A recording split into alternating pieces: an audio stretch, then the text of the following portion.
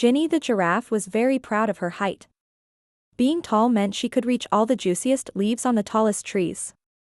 And Ginny loved nothing more than munching on juicy leaves with her friends. One day, Ginny was wearing her favorite scarf while she ate her breakfast. It was a bright yellow silk scarf with purple spots just like her. But suddenly a strong wind swept through the savannah and blew her scarf right off her neck. It floated and twirled all the way up into the clouds, higher and higher until it disappeared from view. Ginny was so upset. She loved that scarf so much. But how could she possibly get it back? It was in the clouds. Ginny was a giraffe, not a flying giraffe. She sighed sadly. Maybe she should have been a bird. Birds could fly up to the clouds and grab her scarf out of the sky. As she munched on a leaf, she heard a chatter behind her. Did someone say birds? A small monkey swung down from a tree and landed on Ginny's head. That's me, Charlie the monkey, he said proudly. And what can I do for you? Oh, hello, Charlie, Ginny replied politely.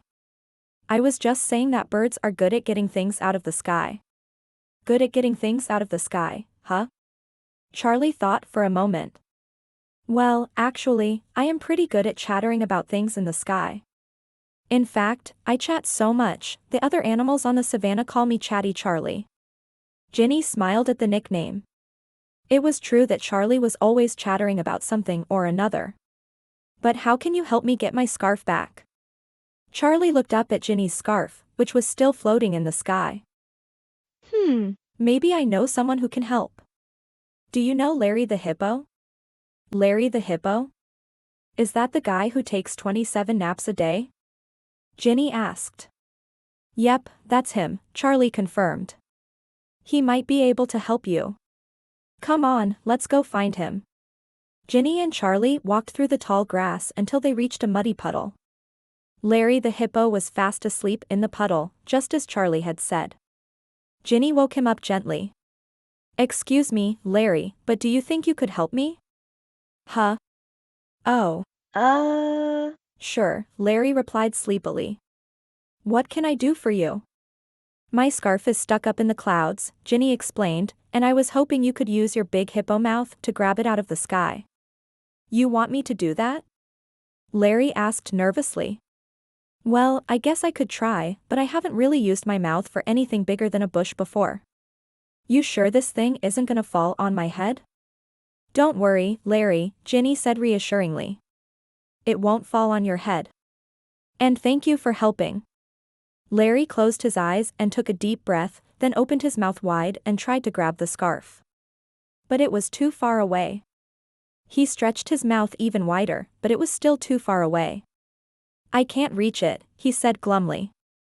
I guess I am just a sleepy hippo after all. As he fell back asleep, Ginny felt a little discouraged. Would she ever get her scarf back? Suddenly, she heard a tweet, tweet, tweet. A flock of birds landed nearby. Hello there, they chirped.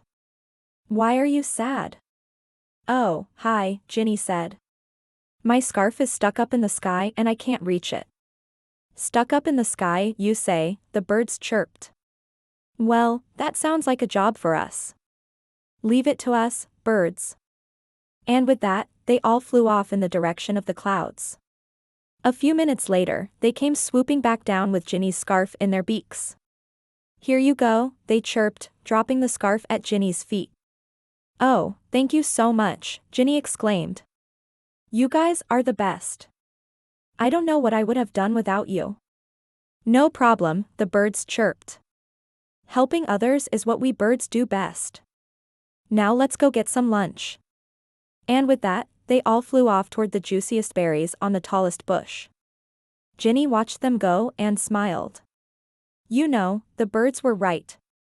Helping others really was their best feature.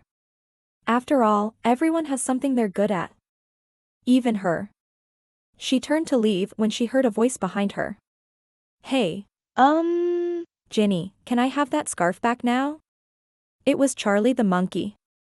Since he'd first approached Ginny, he hadn't stopped chattering. But now he was embarrassed and quiet.